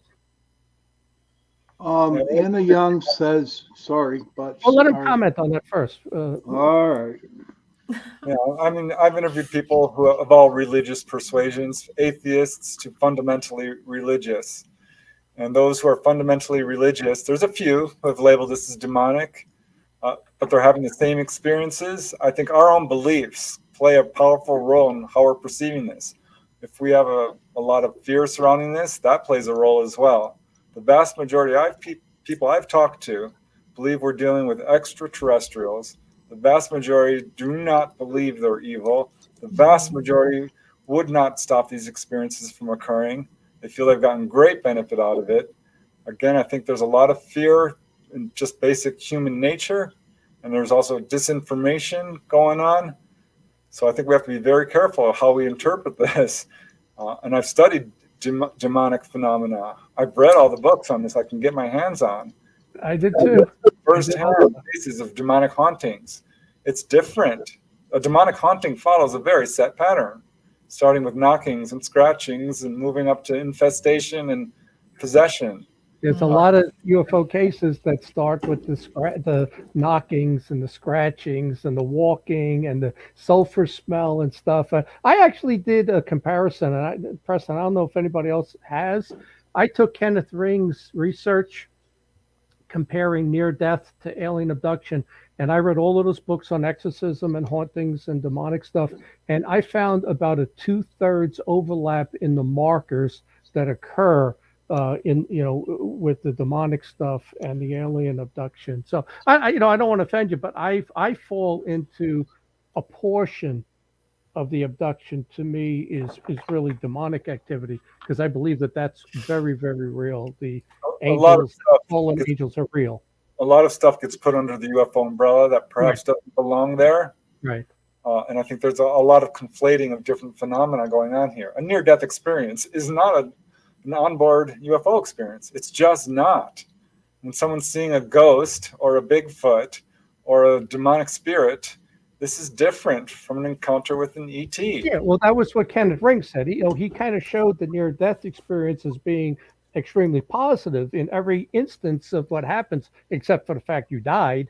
But you meet a relative, you go to this nicer place, you get a choice of coming back, and a lot of people will say with the abduction, it's a crime. It's a rape. It continues through generations. There's no choice. It's extremely hard to stop. So I told, and you probably know the guy with the free organization. If you think it's so positive, offer your grandkids up for alien abduction. It's got to be better than public school, I would think. But that's my mindset. But there is a very negative side to the alien abduction. Most people I've talked to don't even like that word. They do not use that term. It's kind of interesting. It's experiencing now. Yeah.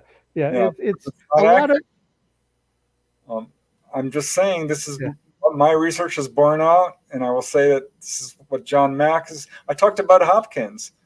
His research, he said, I'm very encouraged by what I'm finding out. I do not think they're here to hurt us or harm us. I asked him if he had healing cases because he never wrote about them. He said, yes, I do, because that was a big question of mine.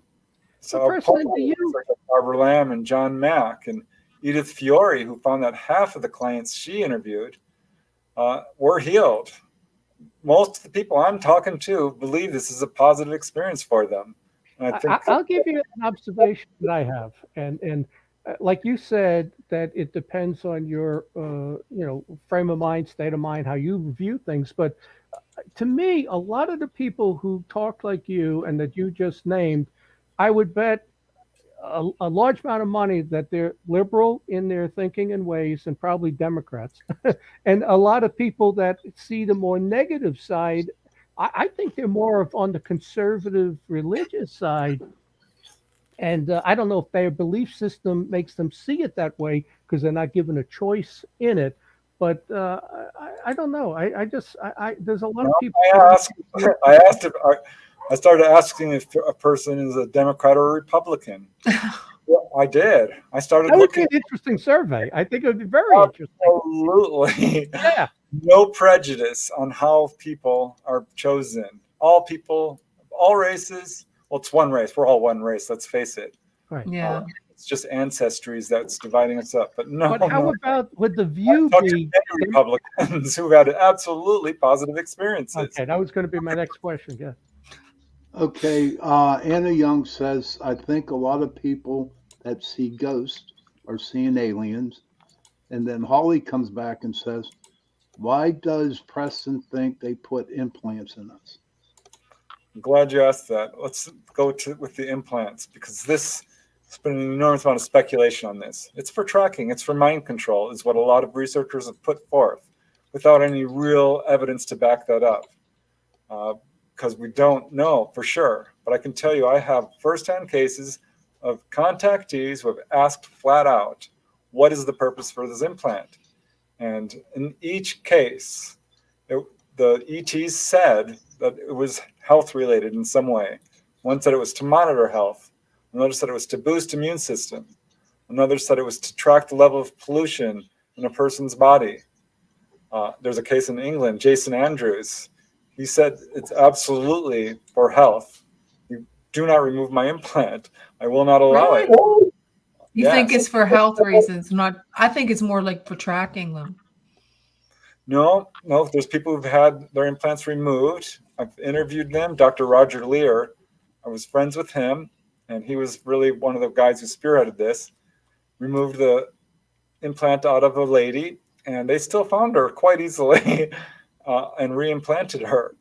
I don't believe it's for tracking. They don't need to do that to track So you people. think it's for health reasons?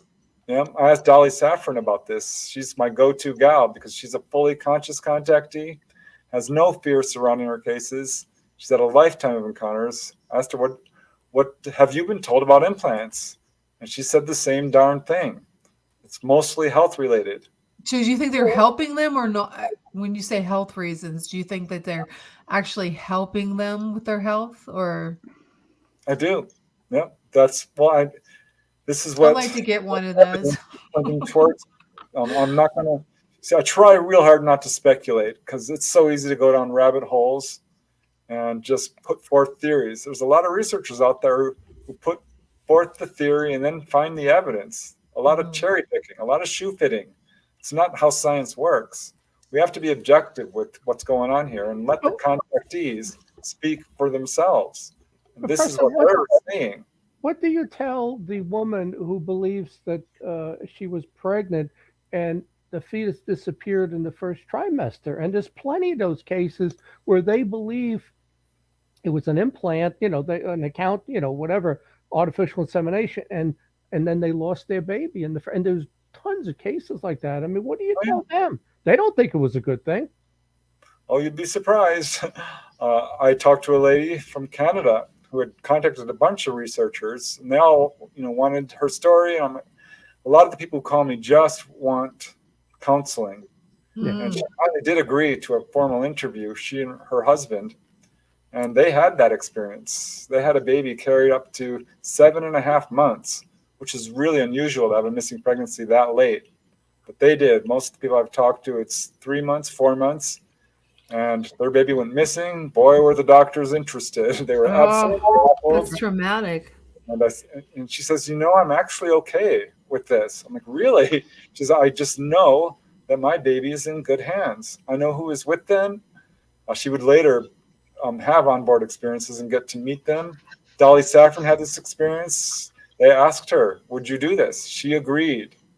I know that there are people who have a hard time with this. I'm not going to sugarcoat this. Some people do feel like this was difficult for them, and my heart goes out to them. But people who have had extensive contact and really learned to communicate with the ETs learn that they gave permission. And this is a hard pill to swallow for people who are still thinking of contact and not understanding that they agreed to this on some level. And there's a lot of women who say that they have to be brought into it because the ET lacks emotions, and they found that this hybrid kid doesn't survive in their environment, and the mother has to be brought in to do what human mothers do as far as holding them and breastfeeding them and everything else for emotional stability. Yeah, I mean, I have many cases involving hybrid babies, baby presentations, mothers being taken on board, fathers too. There was a guy interviewed in upstate New York who had a real hard time with this. They showed him his hybrid baby and said, "Aren't you proud?" And he's like, was angry. He's had a lot of feelings. He felt a little violated, but he felt an enormous amount of love for this child. They will bring people on board to meet your child. I've talked to people who've met their full-grown hybrid children. There's a lady up in Maine who had this experience, and she said it was glorious. And her son, really, she absolutely loved it. He said, "I'm always watching over you. We protect you." She was healed on a couple of occasions, and he gave her all kinds of information. I am telling you, the negativity surrounding this subject is not warranted. I understand that there are people who are very frightened and having a hard time with this. I totally understand. My heart goes out to people who do not feel this is positive for them. I understand that. But I'm telling you that the people who have really worked hard to understand what's going on with them often come to a different conclusion. That this is something they agreed to. It's a positive experience. They've gotten an enormous amount. But they did agree to it. They weren't just like their baby was snatched from their womb. No, There's a lot of people who didn't agree to it. So, I mean, you can't go all or nothing on this because Nick, for every case you say is positive, there's another case that the person says it's not. And just real quickly before you speak, I went to my first MUFON conference in '99. I joined MUFON in '98 at 41. I knew nothing, zero. And I went to the conference in D.C., Northern Virginia. When I got home, I had 4 nights of weird out-of-body experiences, something in the room, lucid dreams, and I saw 2 kids. One was a hybrid. They probably both were. But I've always wondered, this hybrid kid, my Doberman was floating in the air with his legs sticking out horizontally, and the kid was poking him like you'd never seen a dog before. He was probably about 10 years old. But this kid, when he turned around, if that's my hybrid son, then God damn the aliens for what they did to him. This kid had very large eyes, hair plugs. He was very muscular for a young kid like that. The bones were sticking out of his elbow. It was one of the scariest things I ever saw. And the other kid was like all dressed in black, but he had kind of a rat boy face with the buck teeth. And, you could look up rat boy and see what they look like. That's what he looked like. And I've always wondered, first of all, why such a negative experience after my first conference? And if that was a hybrid, like I said, that's a crime what they did if that's half my son. Well, Nick, I got to get to Nikki Jacobs here. Excuse me. All right, go ahead. All I right, wanted his Nikki- comment. But go ahead. Okay. Nikki Jacobs, she says it's called a soul contract. And heard the last thing she posted was, many people are bigoted about ET human hybrid children. The anger is real. It takes time. It is a heck of a learning process. And she goes to say, I have many ET hybrid children. When I started becoming alert, cautiousness about it. I was lived, but it took me a long time to process the emotions. Now I believe completely different. I've seen and met my children. This is from Nikki Jacobs. So Nikki believes that she has hybrid children. see, there's the pattern that I see so often. It's, again, very difficult, and people do express anger, and we are trained to fear anything that looks different. We're trained to be prejudiced against different people, and I think it's very important that we recognize that we are all one. This is a message most contactees will get at some point. We are you, you are us, we are one. If you look very carefully at what is actually happening to people who are having firsthand contact, and throw away your preconceptions, and I think you'll realize, the people who said, "Oh, this is horrible for me," I didn't like it at all. What happened to you? What made it so negative? Was it your fear of what was going on? It's usually that, a feeling of lack of control, of not understanding what's going on. We, as humans, hurt, maim, kill, beat up each other, poison each other, lie, cheat, steal. None of that is going on when people are taken on board.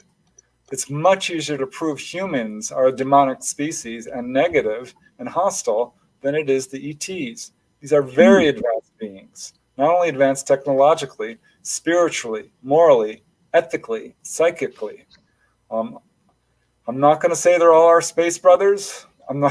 This is a big, wide universe, but those who have the ability to visit our planet are not going to choose any point in this universe to come and torture Earthlings. It makes no logical sense, and the evidence does not support it.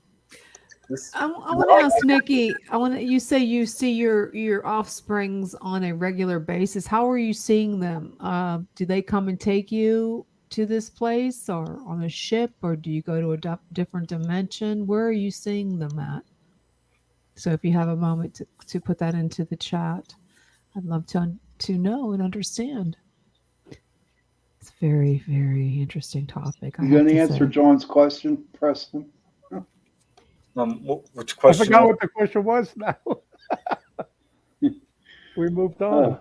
Sorry about that. Oh, We yeah, had we just moved on. But let me play devil's advocate. For all of the times that people had encounters and they were told they're here to clean up the environment, give us medical cures, end nuclear war, and make us all equal and equity and all of that stuff. Why hasn't any of that happened? Their perfect opportunity was during COVID 2 years ago, right? With COVID hitting and millions of people dying and others having a lot of complications, that would have been the perfect opportunity to step up, show themselves, and say, "We can cure this for you. We're here to help." Mhm. But nothing happened. Now, people were never told that. They were given warnings. They're given guidance. They were told you are messing around with nuclear weapons that has the potential to end life on your planet. They're warned about the greed and corruption, about our warlike ways. What's his But they're not name going to said. come down and Valent Ford said. yeah, ETs know better. Actually, the couple in Arizona who claimed they were invited on board, they were healed, asked that specifically. Why don't you just come down and fix things? They said, we can't. There are karmic laws. It's up to you to solve your own problems. We cannot do that for you. Okay, if that's the But they case, should then why do they get involved themselves. anyways? Yeah, they shouldn't be showing themselves. If it's like Yeah, if the that's how they Federation with feel. Star Trek, not to ever let them see, and because you can change a culture and a civilization. We know that. What was it in the Philippines when they saw our planes during World War II? They built straw wooden planes and started worshiping it because they'd never seen it before. But yet, in a lot of cases, they go out of their way to actually show themselves in the craft. I don't know. That doesn't really add up, unless it's the government doing it and it's a cover for our military. No, they intervene to a certain extent.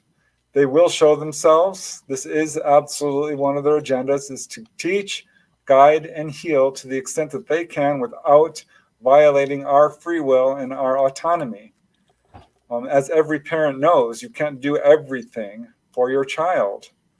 Do you They think if you're a hybrid, you're still human? Yes, we're If all you mix that human. DNA with an alien, are we still in the image? If you believe in God, are we still in the image of God if you're half alien? Yes, the Greys are essentially human. They have the same genetics as we do. This is what the contactees have been told, that they have the same genetics. We're all dialing out slightly differently.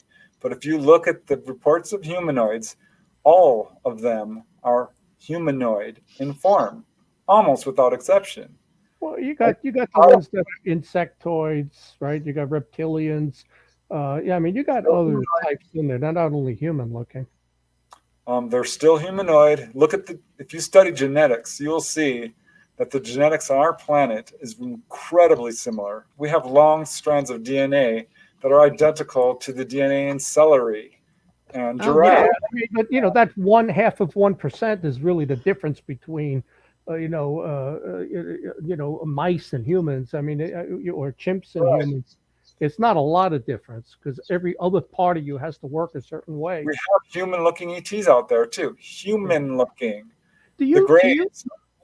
do you believe in evolution, creation, or a combination of both? Because I think that question in the person's mindset will dictate a lot of what they believe in this field. What do you think?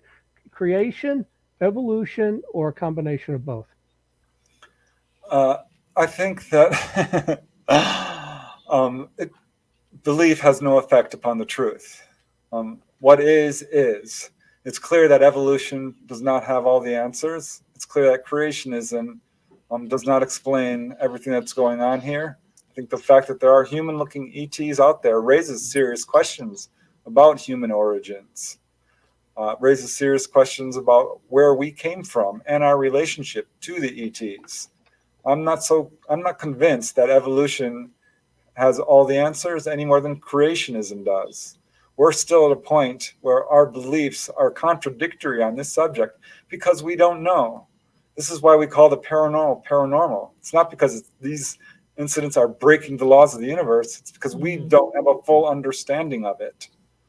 So, I ask that because I look at that and I actually do read a lot of the creation stuff, and obviously we don't have a real answer like you say, but if you believe, to me, I say, if there are these creatures in space, then they had to have evolved because there's no evidence for or against that says God created them. And I think that would be one of the first three questions asked, right? If they showed up, where you from? How'd you get Yeah. here? Do you believe in create? Were you created? Did you evolve? But if you want to just cut it down, it's like, in order to have life in space, evolution has to be true. If you strictly stick to the Bible that God created everything starting here on Earth, and he doesn't say anything about putting life anywhere else. That's why I asked that, Yeah. because Well, I would refer you to my book Symmetry involving Dolly Saffron, because she asked all these questions and has a lot of answers towards them. ETs will provide answers to people who are willing to sit down and listen and overcome their fear. So there are a lot of answers to these questions out there. and a lot of it becomes philosophical. I think it's what you really believe. Yeah. It seems like that. Did you Nikki, if want to you read? ever want to come on the show and tell your story, we'd love to have you. If you're interested, I'm going to give you my email address for the show, chasingprophecyradio@gmail.com. Chasingprophecyradio@gmail.com. Give us a email and we'd Yeah, love to that would have be you on the pretty show. cool. A lot more Yeah. people are having this experience than people realize. J. Allen Hynek was quoted as saying 1 in 40 people have had an onboard experience. And the Roper poll in 1991 did a survey of this, the survey organization, and they found 1 in 50. This is a lot more common than people realize. What do you think about the 1980 case in Texas? And it's escaping me now, with the three people in the car and the UFO, and two got out. I can't think of what the girl's name was, and John Schuessler was an expert on it. And do you think that was a military experiment or a UFO? Because they got radiation poisoning, especially the one lady who got out, Cash Landrum. What do you think that case was?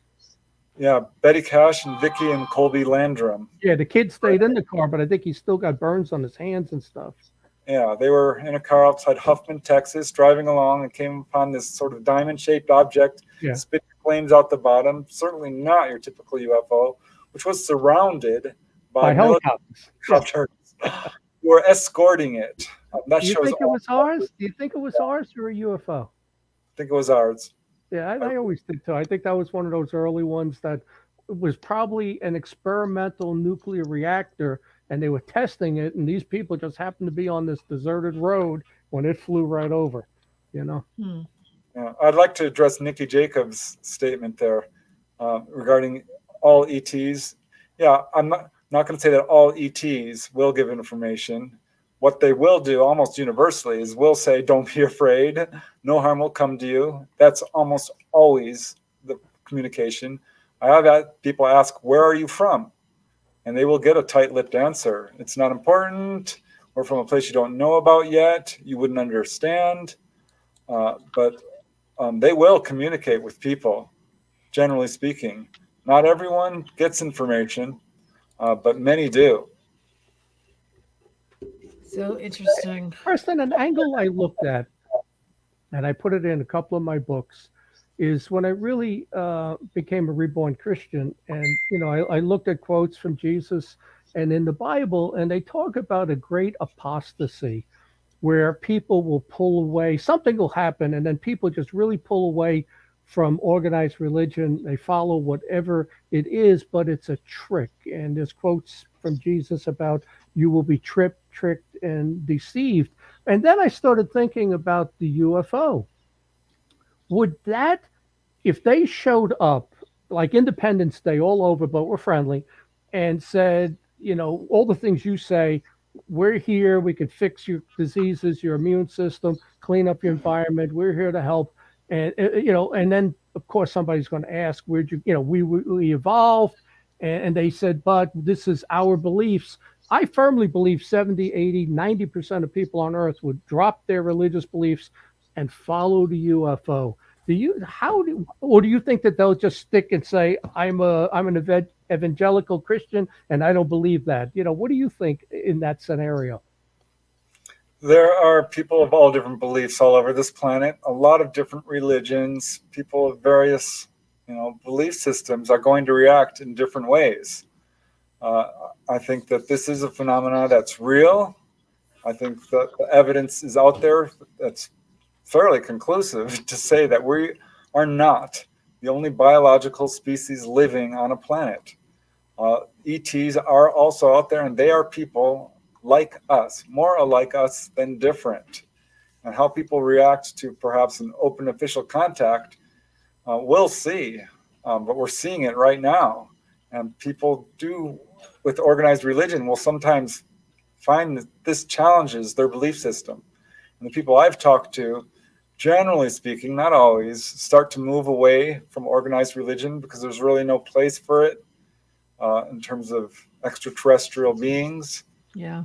But I'm not going to attack a person's religion. This is a core belief. Philosophical question, because I like the big questions of what could happen, what could be. Have you ever read or watched Childhood's End, Arthur C. Clarke? Do you Love remember? that. It was on the Sci-Fi Channel. He wrote a book, and it was so cool that when you finally got to see them, and they did all these things we were talking about, cured, when he finally got to see them, they were demonic, they were demons, and it was too late at that point, and that was written, I don't know when, 1960. It was so, but he hit a possibility there.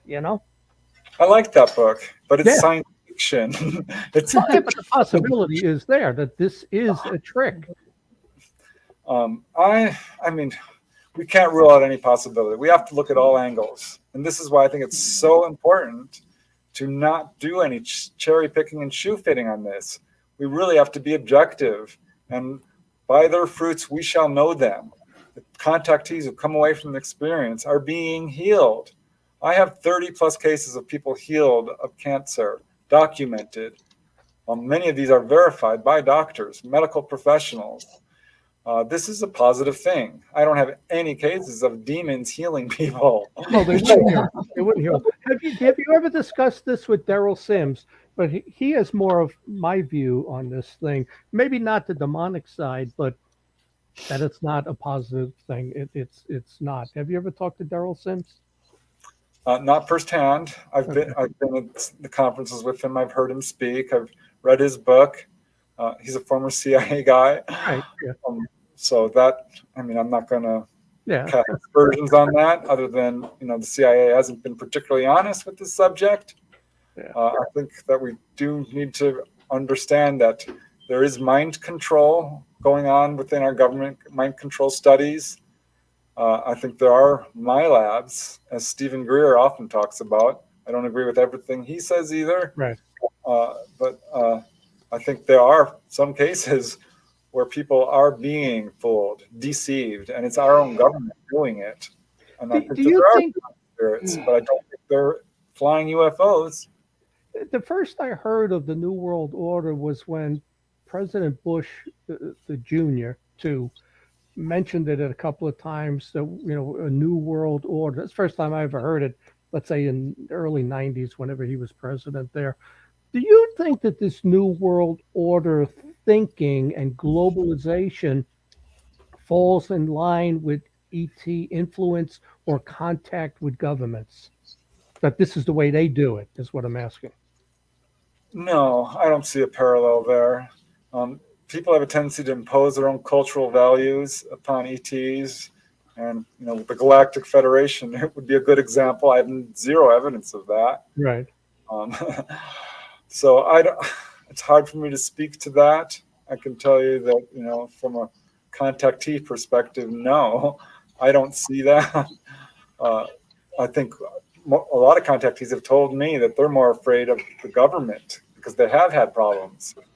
I've talked to people who've had their contact notes stolen, their hypnosis stuff taken, have been abducted by the government following their own contact accounts. And they are placed under sodium pentothal and questioned extensively about what happened to them.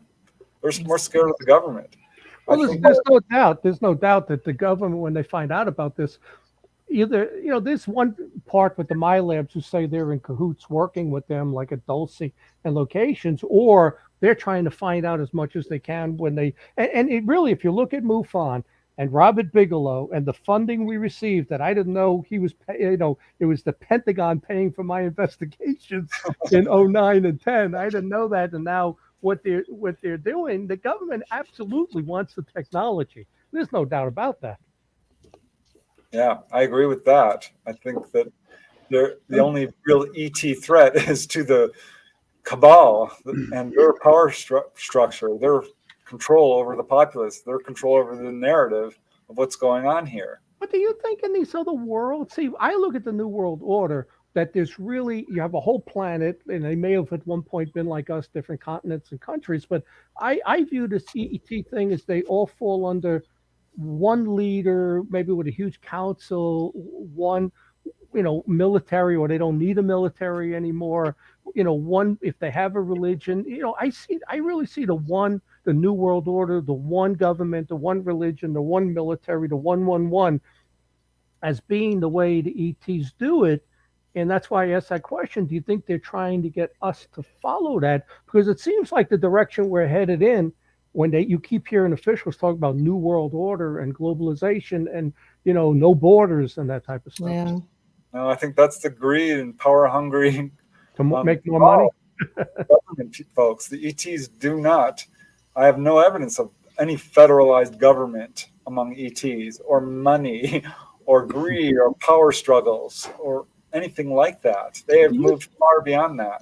Do you think that they have a hive mentality, as a lot have said, or are they as free-willed and individualistic as we are? I never got the impression that ETs step out of line and revolt and riot. And, you know what I'm saying? They seem to all follow this agenda, whatever they're doing. As near as I can tell, they're very telepathic, very cooperative with each other, and are absolutely individuals. I've talked to many people who have had encounters with Greys who said that they were extremely emotional.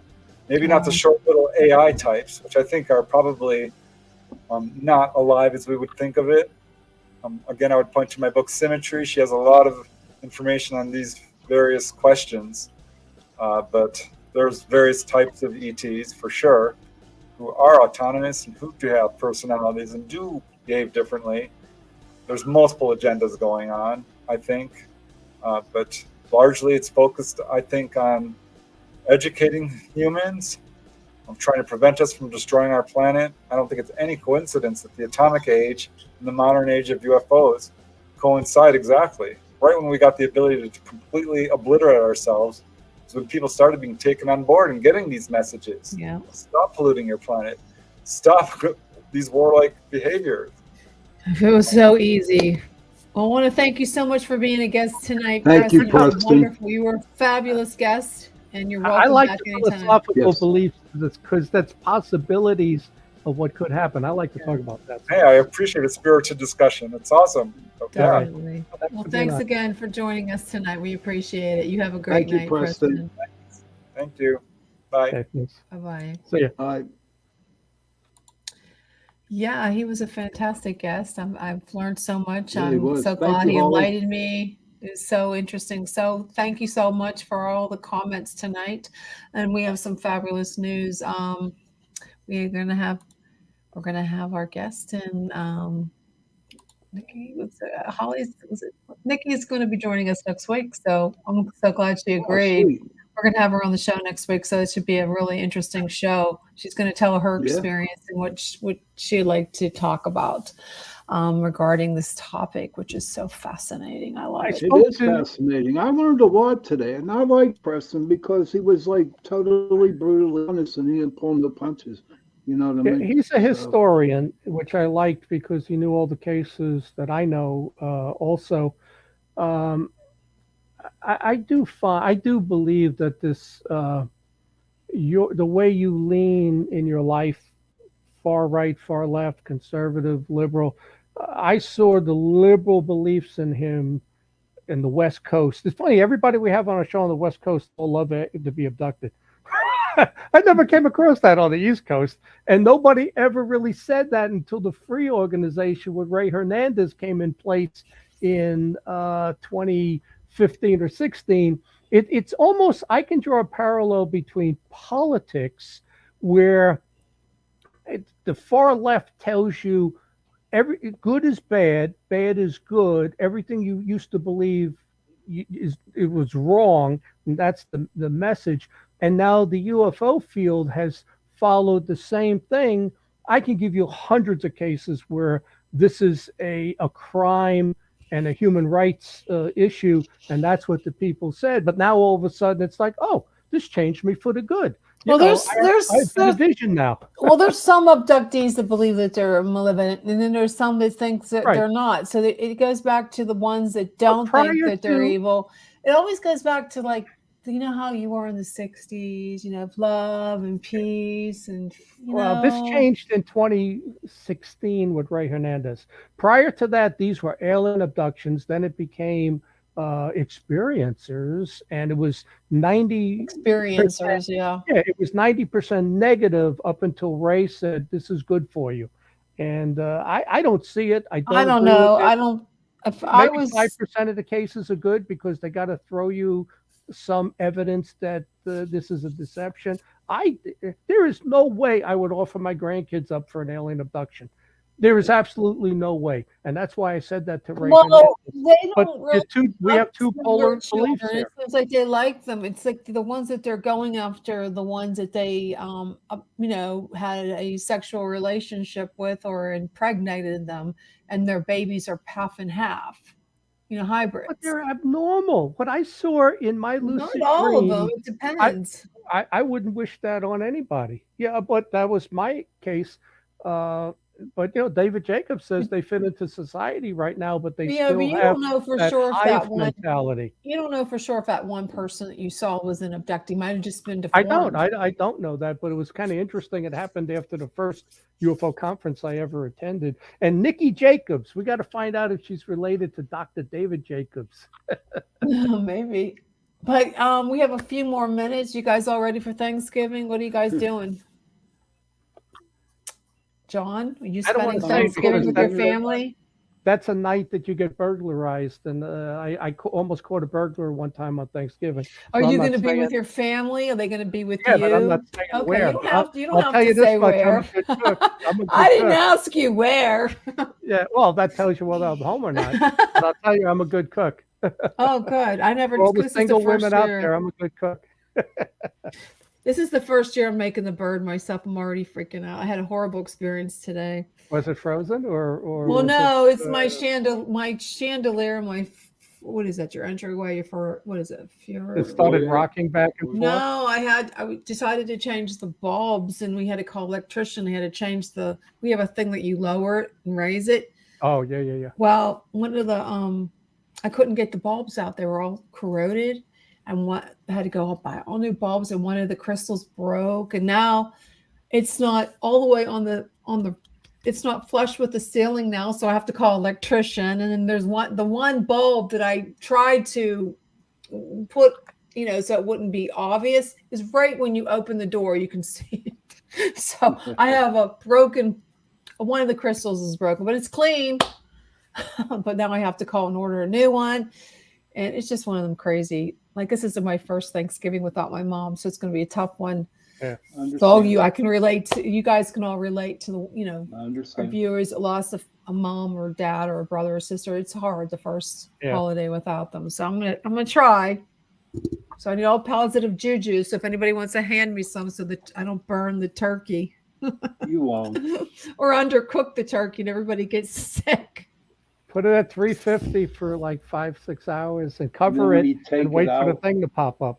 Yeah. What, Sean? Just cook it for 4 or 5 hours and then take it out and let it rest for a while and then get ready to carve. Yeah, I think the problem is everybody's in a hurry. We got a minute. What? So, since this Thanksgiving, I'd like to ask you two a question. What are you grateful for? Oh my God, I'm grateful for every day I live with my family. I'm grateful for being here. I lost a lot of my family members. I lost 2 siblings, 2 sisters and a brother, and my father and my mother. And I am blessed and grateful for my beautiful children and their grandkids. John? I'm grateful that the UFO field and the experiences I described led me to become a reborn Christian, which stopped the encounters in my house, which my children have also experienced. And I don't ever want this to be intergenerational on them, although it has been when they were younger. And I would do everything I could to stop that because everybody's happy with grandkids. And my Yeah. son is moving in a week to Missouri so his kids can grow up with his sister, and everybody's That's good. nice. Everybody's good, but I'm glad that the what I believe were demonic encounters from the UFO field has stopped. And That's I'm a awesome. reborn Christian now, and Awesome. nothing will ever change my belief in God. What about you, Sean? What am I grateful for? I'm just grateful that I do wake up every morning knowing that I'm alive, and I'm also grateful for you two and others, for especially for getting me started on radio and podcasting. But mainly, I'm just grateful that I can wake up in the morning not knowing what's going to happen, but know that I'm alive. Oh, that's great. We're glad to that. All righty. Well, everybody, I'm thank on you at 10. Yeah, we're on at 10. Thank you so much for joining us tonight, and happy Thanksgiving to all you Happy United Thanksgiving, States everybody. people and And whoever Friday, else. you can put your Christmas lights up. That's true. That's what I'm going to do. That's I'm what definitely happens going to do if it. they're not already Goodbye. up. See you, everybody. Thanks for joining us Bye-bye. tonight on Chasing Prophecy. All right. Yeah.